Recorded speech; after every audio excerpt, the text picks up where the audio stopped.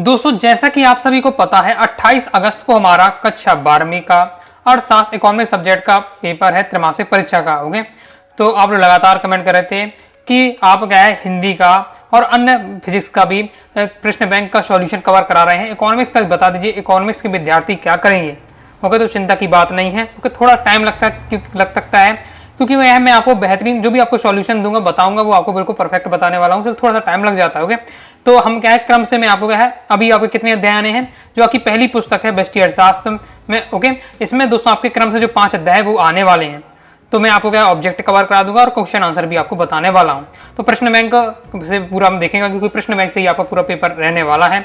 Okay, बहुत सारे विद्यार्थी कहते हैं सर जो प्रश्न बैंक मिला है उसमें जो क्या है वो पुराना प्रश्न बैंक है, उसमें 2023 में इसे लिखा हुआ है। ओके, तो ऐसा नहीं, मैंने सब देखिए मैं तो 4-5-6 साल से पढ़ा रहा हूँ, तो पुराने प्रश्न बैंक मेरे पास है, तो मैंने देखा है कि वो पूरा अपडेटेड आया, जो अब है आपका अपडेटेड है। ओके, बस हाँ ये होती है मिस्टेक हो जाती है, जैसे आपने कक्षा 12वीं का जो हिंदी का प्रश्न बैंक था उसमें कक्षा 11वीं ऊपर लिखा हुआ था, थोड़ी बहुत मिस्टेक हो जाती है। तो बाकी आपका अपडेटेड रहने वाला है, तो पूरा आपको तैयार करना है, पूरा मैं आपको तैयार कराने वाला हूँ। बाकी आपको ज्यादा मेहनत नहीं करनी है, वीडियो को ध्यान से अंत तक देखते जाइएगा। सॉल्यूशन क्वेश्चन में बता रहा हूँ, सॉल्यूशन में बता रहा हूँ, पढ़ते बस आपको जाना है। ओके, तो ओके चलिए देख लेते हैं। सबसे पहले मैं आपको क्या है 2 वीडियो में पूरे वस्तुनिष्ठ कवर करा दूंगा, आगे फिर आपको क्वेश्चन आंसर आपको कवर करा दूंगा। इसमें अगर आपका सपोर्ट रहता है तो मैं पूरा आपको कंप्लीट करा दूंगा। ओके, जिस प्रकार से मैंने हिंदी का प्रश्न बैंक भी आपको कंप्लीट कराया था। तो भी हमारा पहला अध्याय है व्यष्टि अर्थशास्त्र एक परिचय। ओके, तो इससे हम देख लेते हैं आपके वस्तुनिष्ठ। ओके, सही विकल्प है, ध्यान से सुनते हो जाइएगा और तैयार करते जाइएगा। सॉल्यूशन में आपको बताते जा रहा हूं, तो आपको चिंता नहीं करनी है। ओके, तो व्यष्टि अर्थशास्त्र में निम्न में से किसका अध्ययन किया जाता है? तो व्यष्टि अर्थशास्त्र में अध्ययन किया जाता है व्यक्तिगत इकाइयों का। व्यष्टि अर्थशास्त्र में व्यक्तिगत इकाइयों का अध्ययन किया जाता है। मैंने और थोड़ा फास्ट बताऊंगा क्योंकि बहुत सारे क्वेश्चन रहते हैं, लेकिन हमें सब कवर करना है। उपभोक्ता व्यवहार का अध्ययन किया जाता है। उपभोक्ता व्यवहार का अध्ययन किया जाता है सूक्ष्म अर्थशास्त्र में। फिर इसके बाद नेक्स्ट है अर्थव्यवस्था को वर्गीकृत किया जा सकता है। तो अर्थव्यवस्था को जो वर्गीकृत किया जा सकता है वो हो जाएगा आपका उपरोक्त सभी में, यानी समाजवादी के रूप में भी, पूंजीवादी और मिश्रित रूप में।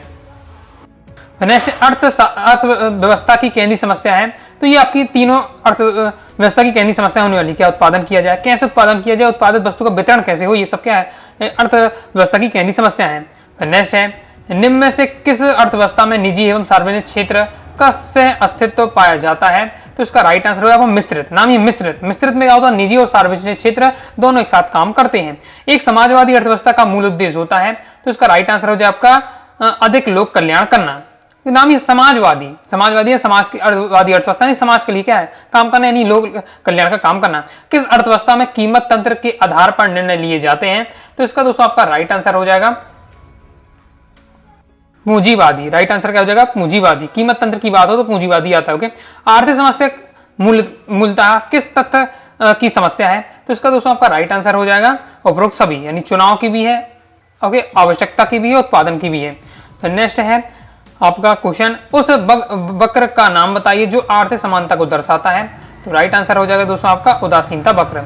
अर्थशास्त्र के जनक कहलाते हैं। तो अर्थशास्त्र के जनक हमारे क्या कौन कहलाते हैं देख लेते हैं। तो अर्थशास्त्र के जनक आपके एडम स्मिथ कहलाते हैं। क्लियर है। फिर आ जाते रेगिस्तान की पूर्ति कीजिए। सभी क्रियाएं जो आय सृजन करती हैं वो हमारी क्या कहलाती हैं? आर्थिक क्रियाएं कहलाती हैं। और 2 नंबर में भी आ भी जाता है। आर्थिक क्रिया कैसे कहते हैं? तो जैसे क्या है आय सृजित हो, पैसा जिससे बने वो हमारी आर्थिक क्रिया है। एक व्यक्तिगत उपभोक्ता का व्यवहार अर्थशास्त्र का एक अंग है। तो हो जाएगा दोस्तों आपका व्यष्टि अर्थशास्त्र का एक अंग है। सभी वीडियो को देखते ही देखते तैयार करते जाएगा ऑब्जेक्ट आपके, और इसमें देखिए हाई चांसेस से पूरा आएगा पेपर। ओके, क्योंकि टीचरों को प्रश्न बैंक से आपको क्वेश्चन बनाने हैं और इसमें दोस्तों हर प्रकार के क्वेश्चन कवर कर दिए गए, तो इतना तैयार कर लेते तो इससे बाहर कोई जा ही नहीं सकता। ओके, तीसरा है आर्थिक समानता मूलता की डेडेस की समानता है। तो हो जाएगी अवसर की समानता है। अवसर की समानता है। आर्थिक समस्याएं उत्पन्न होती हैं क्योंकि इच्छाएं डेडेस से अधिक हैं। तो इच्छाएं है जो है क्षमता से अधिक हैं। ओके, क्षमता से अधिक हैं। नेक्स्ट हमारा क्वेश्चन उत्पादन संभावना वक्र बाएं से दाएं ढाले जाते हैं। बाएं से क्या ढाले जाते हैं? दाएं ढाले लिए होते हैं। बाएं से दाएं ढाल लिए होते हैं। छोटे छोटे चरों का अध्ययन डेडेस अर्थशास्त्र में किया जाता है। तो किस अर्थशास्त्र में किया जाता है? व्यष्टि अर्थशास्त्र में किया जाता है। व्यष्टि का मतलब ही होता है छोटे छोटे, और समष्टि अध्ययन संपूर्णता की बात होती है। फिर पूंजीवादी अर्थव्यवस्था में प्रत्येक साहसी अपने लाभ को निर्देश करना पड़ता है। तो लाभ को क्या करना चाहता है? अधिकतम करना चाहता है। कोई भी जैसे दुकानदार है तो प्रॉफिट कमाना चाहता है, ज्यादा कमाना चाहता है। ओके, इसकी बात हो रही है। नेक्स्ट है और मैन है पूंजीवादी में। ओके, विश्व की प्रत्येक अर्थव्यवस्था को कुछ आधारभूत डेढ़ समस्याओं का सामना करना पड़ता है। तो ये आर्थिक समस्याओं का क्या सामना करना पड़ता है। नेक्स्ट है व्यष्टि तथा समष्टि अर्थात एक दूसरे के डेढ़ होते हैं, तो एक दूसरे के क्या होते हैं, पूरक होते हैं। एक वस्तु की अवसर लागत दूसरी वस्तु की वह मात्रा है जो पहली वस्तु के उत्पादन के लिए डेढ़ पड़ता है, तो क्या है, त्यागना पड़ता है, त्यागना पड़ता है। ये हमारी अवसर लागत। तो पूछा जाता है 2 नंबर में बहुत हाई चांस है अवसर लागत का आने का क्वेश्चन, तो पढ़ के रखना कि अवसर लागत किसे कहते हैं। चलिए सही जोड़ी बता देता हूं, व्यष्टि अर्थशास्त्र। तो जो व्यष्टि अर्थशास्त्र से हमारा वो हो जाएगा दोस्तों छोटी छोटी इकाइयां। तो उत्पादन संभावना वक्र का अध्ययन, तो उत्पादन संभावना वक्र का अध्ययन होता है हमारा दोस्तों किसमें हो जाएगा, तो राइट आंसर हो जाएगा इसका राइट आंसर बाएं से दाएं ढाल वाला होता है, तो ये हो जाएगा दूसरा। फिर आदर्शन अर्थव्यवस्था, तो हो जाएगा क्या होनी चाहिए का अध्ययन, ये तीसरा। केंद्रीय समस्या, तो केंद्रीय समस्या होती है, तो ये हो जाएगा दोस्तों मुख्यतः 3 होती है, तो ये चौथा। फिर आ जाता है 5वां, तो इसमें 5वें में क्या हो जाएगा, सकारात्मक अर्थशास्त्र समाजवाद का मिश्रण है। तो 5वें का दोस्तों आपका राइट आंसर हो जाएगा इसमें आपका क्या क्या क्या है अध्ययन, क्या है का अध्ययन करना है, तो हो जाएगा आपका 5वां। 6वां समष्टि अर्थशास्त्र की क्रियाशीलता, इसका राइट आंसर हो जाएगा दोस्तों आपका समग्र का अध्ययन, ये 6वां। फिर 7वां है अवसर लागत का त्याग, तो ये आपका 7वां कौन सा होना चाहिए इसमें, तो 7वें का हो जाएगा दोस्तों आपका दूसरे सर्वश्रेष्ठ विकल्प। अवसर लागत में यही होता है कि जो सर्वश्रेष्ठ विकल्प हम तलाश करते हैं, ओके, तो अच्छे के लिए हम जो पीछे छोड़ रहे हैं वही हमारी क्या है, अवसर लागत होती है, तो ये हो जाएगा हमारा 7वां। ओके, समाजवादी अर्थव्यवस्था, अब इस प्रकार से इसमें जो गिनती लिखी रहती है, ओके, ये रोमन गिनती, तो इसमें दिक्कत होती है, तो फोकस से एकदम देखना पड़ता है। ओके, समाजवादी अर्थव्यवस्था, तो ये 8वां है। तो 8वें का दोस्तों आपका यहाँ राइट आंसर क्या होना चाहिए, तो 8वें का राइट आंसर आपका नीचे सामाजिक स्वामित्व, ओके, तो ये हो जाएगा आपका 8वां। फिर आपका इसके बाद है पूंजीवादी अर्थव्यवस्था, तो पूंजीवादी जो अर्थव्यवस्था है वो हमारा क्या हो जाएगा, कीमत संयंत्र, तो हो जाएगा हमारा 9वां। लास्ट है 10वां मिश्रित अर्थव्यवस्था, तो मिश्रित अर्थव्यवस्था हमारा इसमें क्या होना चाहिए, तो मिश्रित अर्थव्यवस्था हो जाएगा हमारा वादी, तथा यहाँ आपको समाजवादी भी होगा, ओके, मतलब समाजवाद भी होगा, तो ये होगा आपका 10वां। इस प्रकार से कंप्लीट हो जाता है। अब हम देखने वाले हैं एक शब्द एक वाक्य में उत्तर। आय सृजन करने वाली सभी क्रियाएं क्या कहलाती हैं, तो सभी हमारी क्रियाएं क्या कहलाती हैं, आर्थिक क्रियाएं कहलाती हैं। व्यष्टि अर्थशास्त्र का दूसरा नाम है, तो व्यष्टि अर्थशास्त्र को हम क्या है, सूक्ष्म अर्थशास्त्र भी कहते हैं। सभी क्वेश्चन है अच्छे से पढ़ना है, क्योंकि यही आपके क्या बोर्ड एग्जाम में बहुत सारे इसी में से आ जाते हैं। ओके, किस प्रकार की अर्थव्यवस्था में केंद्रीय सत्ता सभी महत्वपूर्ण क्रियाकलापों की योजना बनाती है, तो इसका राइट आंसर होगा समाजवादी में, तो समाजवादी कंप्लीट हो जाता है। आगे देख लेते हैं, आगे है किस प्रकार की अर्थव्यवस्था में कीमत संयंत्र काम करता है, जो हमारा पूंजीवाद होता है उसमें क्या है, पढ़ते ही आ रहा है, अर्थव्यवस्था में क्या है कि जो कीमत संयंत्र होता है वो किस में काम करता है, पूंजीवाद में आपका काम करता है, पूंजीवादी। नेक्स्ट, अवसर लागत क्या है, तो उत्पादन के साधन में सीमित और प्रत्येक साधन के वैकल्पिक सहयोग संभव होते हैं, तो ये हमारी क्या है, अवसर लागत है। फिर नेक्स्ट है उत्पादन संभावना वक्र का ढाल कैसा होता है, तो किसके प्रकार का ढाल होता है, बाएं से दाएं की ओर, तो बाएं से दाएं। ओके, फिर नेक्स्ट अर्थशास्त्र के जनक कौन है, तो अर्थशास्त्र के जनक अभी हमने उसमें भी देखा था, एडम स्मिथ, वस्तुनिष्ठ में देखा था। भारत में कौन सी आर्थिक प्रणाली अपनाई गई है, बोर्ड एग्जाम में कई बार क्वेश्चन आता है, तो एकदम ये तो आपको पता ही होना चाहिए, भारत में कौन सी अपनाई गई है आर्थिक प्रणाली, तो मिश्रित आर्थिक प्रणाली। व्यष्टि तथा समष्टि अर्थशास्त्र का कैसा संबंध है, तो पूरक संबंध है, ये भी रेगिस्तान ने बताया था। समष्टि अर्थशास्त्र का दूसरा नाम है, तो इसका समष्टि अर्थशास्त्र को क्या है, व्यापक अर्थशास्त्र भी कहते हैं। ओके, तो ये आपका कंप्लीट हो जाता है। सत्य देख लेते हैं। व्यष्टि अर्थशास्त्र में समूह का अध्ययन किया जाता है, असत्य हो जाएगा। व्यष्टि अर्थ मतलब होता है इकाई, इकाई यानी छोटी छोटी इकाइयों का अध्ययन करते हैं। समष्टि का मतलब होता है संपूर्ण, तो अगर समष्टि होता तो फिर समूह का अध्ययन होता, तो ये आपका वहां सत्य होता है। यहाँ व्यष्टि पूछा जा रहा है इसलिए आपका सत्य है। समष्टि अर्थशास्त्र में व्यक्तिगत इकाइयों का अध्ययन किया जाता है, तो ये भी फिर असत्य हो जाएगा, क्योंकि उल्टा पल कर दिया है। समष्टि अर्थशास्त्र में इकाई का नहीं संपूर्णता की बात होती है, क्योंकि वो व्यष्टि अर्थशास्त्र में समूह की नहीं इकाई की बात होती है। व्यष्टि तो दोनों आपके असत्य होंगे, व्यष्टि तो समष्टि अर्थशास्त्र एक दूसरे के विपरीत हैं, तो ये आपका क्या हो जाएगा, विपरीत नहीं, एक दूसरे क्या होते हैं, पूरक होते हैं, तो ये आपका असत्य हो जाएगा। नेक्स्ट है समाजवादी अर्थव्यवस्था में उत्पादन के साधनों पर सार्वजनिक अधिकार होता है। अब समाजवादी अर्थव्यवस्था लिखा है, तो भाई समाजवादी में सार्वजनिक अधिकार होगा, तो सत्य हो जाएगा। और पूंजीवादी होता यही तो आपका सत्य हो जाता है। साधनों की सीमितता ही समस्त आर्थिक क्रियाओं की जननी है। ये पांचवा आपका क्या हो जाएगा, पांचवा दोस्तों आपका सत्य हो जाएगा। ओके, नेक्स्ट छठवां है आर्थिक प्रणाली लोगों के जीवन निर्वाह के साधन प्रदान करती है। तो बिल्कुल सत्य बात है। आर्थिक यानी प्रणाली यानी हम जैसे पैसे कमा रहे हैं तो हमारे क्या जीवन निर्वाह के लिए काम करता है। भारत में मिश्रित आर्थिक प्रणाली को अपनाया गया तो बिल्कुल सत्य, अभी हमने देखा है। क्योंकि बहुत सारे क्वेश्चन को उसी को सत्य में उसी को घुमा फिरा के फिरकिस्तान में सही जोड़ी में सेट कर दिया जाता है। मेन टॉपिक आपका वही रहता है अधिकतम। ओके, पूंजीवाद वर्ग संघर्ष को जन्म देता है तो ये आपका क्या हो जाएगा, सत्य हो जाएगा। ओके, फिर नेक्स्ट है हमारा उत्पादन संभावना वक्र दो वस्तुओं के संभावित सहयोग को प्रकट करता है तो ये आपका बिल्कुल सत्य हो जाएगा। फिर अवसर लागत की अवधारणा इस तथ्य पर आधारित है कि उत्पत्ति के साधन असीमित है तो ये आपका असत्य हो जाएगा। उत्पत्ति के साधन क्या है, उत्पत्ति के साधन सीमित होते हैं हमारे पास, असीमित नहीं है, बिल्कुल हमारे पास सीमित होते हैं, जबकि यहाँ असीमित लिखा है इसलिए आपका सत्य हो जाएगा। कंप्लीट हो जाता है। आप क्वेश्चन आंसर रहते हैं उस चैप्टर से आपका क्या है 2 ही नंबर का क्वेश्चन आता है, मतलब शॉर्ट टाइप क्वेश्चन आता है। ये सब आपके क्वेश्चन दिए हैं तो आगे आप कहेंगे अगर सपोर्ट रहता है वीडियो को तो अपनी तरफ से लाइक कर दीजिएगा। ओके, क्योंकि देख रहे हैं कितनी ज्यादा मेहनत कर रहा हूँ मैं। ओके, वो रहता है तो मैं पूरा आपको सॉल्यूशन बताने का प्रयास करूंगा, बहुत फास्ट वीडियो आएंगी। अब दोस्तों हम अध्याय 2 के वस्तुनिष्ठ देख लेते हैं, तो हम क्या पूरे वस्तुनिष्ठ कंप्लीट करने का प्रयास करेंगे। तो अध्याय 2 उपभोक्ता के व्यवहार के सिद्धांत यहाँ से देखते हैं। चलिए, पहला है कि जब कुल उपयोगिता अधिकतम होती है तब सीमांत उपयोगिता, तो तब सीमांत उपयोगिता क्या शून्य होती है। उदासीनता वक्र होता है, तो उदासीनता वक्र होता है दोस्तों आपका मूल बिंदु की ओर उन्नोदर। ओके, उपयोगिता का संबंध होता है, जो उपयोगिता का जो आपका संबंध होता है वो क्या होता है, तो मानव आवश्यकता की पूर्ति से।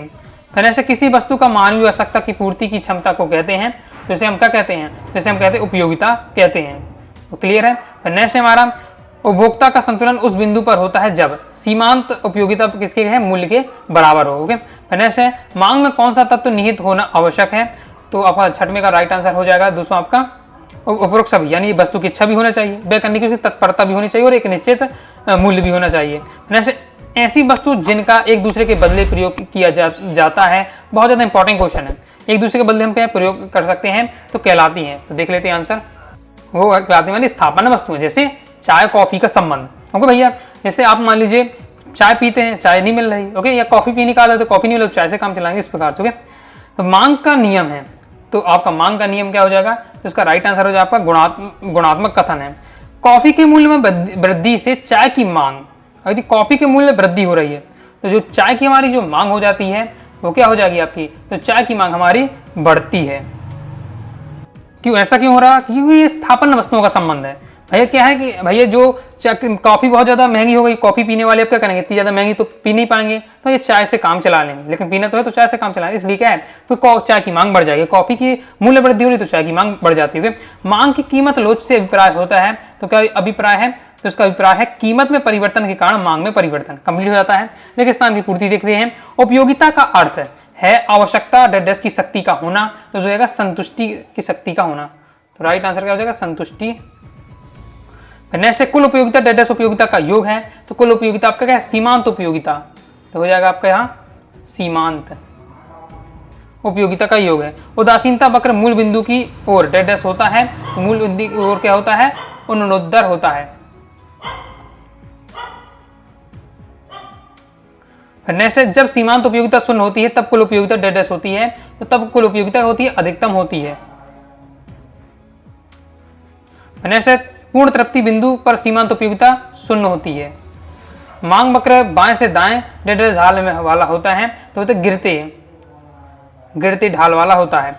समान वस्तुओं के लिए आय प्रभाव डेडस वस्तुओं की मांग घटा देता है, तो इसका आपका क्या हो जाएगा, तो राइट आंसर है निम्न स्तरीय। निम्न स्तरीय वस्तुओं की मांग घटा देता है। ओके, देख लेते हैं। कमेंट बॉक्स में आपको बताना गिफिन वस्तुएं क्या कहते हैं। ओके, कमेंट बॉक्स में आप बताइए गिफिन वस्तुएं क्या, उदाहरण साथ आपको बताना होगा। जैसे आय बढ़ने पर उपभोक्ता डेडस वस्तुओं की मांग घटा देता है। जब आय बढ़ेगी यानी क्या है, उसके पास पैसा आएगा, तो जो पैसा आएगा तो क्या निम्न स्तरीय वस्तु कौन यूज करेगा, तो कहेगा कि भैया निम्न स्तरीय वस्तु नहीं चाहिए, तो हो जाएगा निम्न, आपका हो जाएगा क्या, निम्न स्तरीय वस्तुओं की मांग क्या घट जाती है। गिफिन वस्तुओं के लिए मांग की लोच है, तो गिफिन वस्तु की मांग की लोच क्या होती है, धनात्मक होती है। विलासिता की वस्तुओं के लिए मांग की लोच क्या होती है, तो विलासिता की वस्तु अत्यधिक लोचदार होती है। लोच कैसी होती है, अत्यधिक लोचदार। क्लियर है? आगे देख लेते हैं। अब आ जाते हैं हमारी सही जोड़ियां। सही जोड़ी देख लेते हैं। कुल उपयोगिता का संबंध, तो कुल उपयोगिता का संबंध हमारा क्या हो जाएगा, तो इसका राइट आंसर हो जाएगा आपका TU। ओके, तो ये हो जाएगा पहला। फिर सीमांत उपयोगिता, सीमांत उपयोगिता को हम क्या कह देते हैं, तो इसे हम बोल देते हैं MU। उदासीन मानचित्र, तो उदासीन जो हमारा मानचित्र हो जाता है वो क्या हो जाएगा हमारा, तो उदासीनता वक्रों का समूह। फिर नेक्स्ट देख लेते हैं। मांग के आवश्यक तत्व तो 5 होते हैं। तो मांग का नियम, तो जो मांग का नियम होता है तो इसमें आपका हो जाएगा कीमत तथा मांग के विपरीत, तो ये हो जाएगा 5वां। मांग के नियम के अपवाद, तो मांग के नियम के जो अपवाद हो जाएगा वो हमारा क्या आ जाएगा, आगे भी जोड़ी है शायद, तो मांग के लिए बाद में आना ये आगे जोड़ी, तो ये हो जाएगा आपका ओके गिफन वस्तुएं, तो ये हो जाएगा आपका 6वां, ये हो जाएगा आपका 6वां। ओके, फिर नेक्स्ट हमारा पूरक वस्तुएं, जो कार तथा पेट्रोल का जो संबंध है वो हमारा क्या है, पूरक वस्तुओं में जाएगा। फिर स्थापन वस्तुएं, तो चाय कॉफी का जो हमारा जाएगा, ये तो भैया अक्सर ही पेपर में आता है तो एकदम रट्टा होना चाहिए। मांग का विस्तार, तो हो जाएगा कीमत में कमी से मांग बढ़ जाना, तो हो जाएगा आपका 9वां। और 10वां है मांग का संकुचन, तो मांग का जो संकुचन होगा वो आपको कीमत में वृद्धि की मांग कम हो जाता है, हो गया 10वां। तो कंप्लीट हो जाती है जोड़ी। अब दोस्तों हम देखने वाले हैं एक शब्द एक वाक्य में उत्तर। पहला है दोस्तों हमारा बजट रेखा का दूसरा नाम क्या है, तो बजट रेखा को क्या है, तटस्थ वक्र भी हम कहते हैं। ओके, तो इसका हो जाएगा आपका तटस्थ वक्र। जब सीमांत उपयोगिता शून्य होती है तब कुल उपयोगिता क्या होती है, तब कुल उपयोगिता क्या होती है, अधिकतम होती है। उस उपयोगिता का नाम बताइए जो पहले बढ़ती है और फिर स्थिर होती है और उसके बाद घटती है, ये हो जाएगी हमारी कुल उपयोगिता।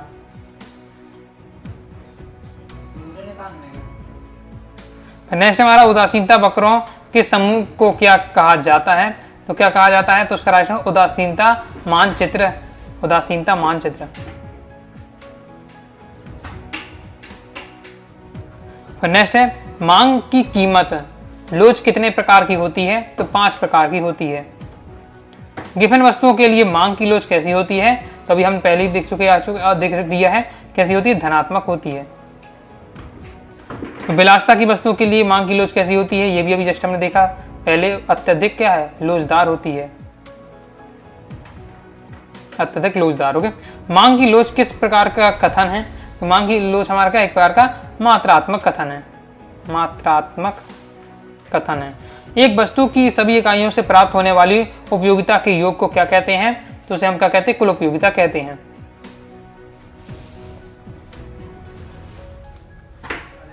फिर नेक्स्ट हमारा किसी वस्तु की मानवीय आवश्यकताओं की पूर्ति की क्षमता को क्या कहते हैं, तो इसे हम कहते हैं दोस्तों उपयोगिता।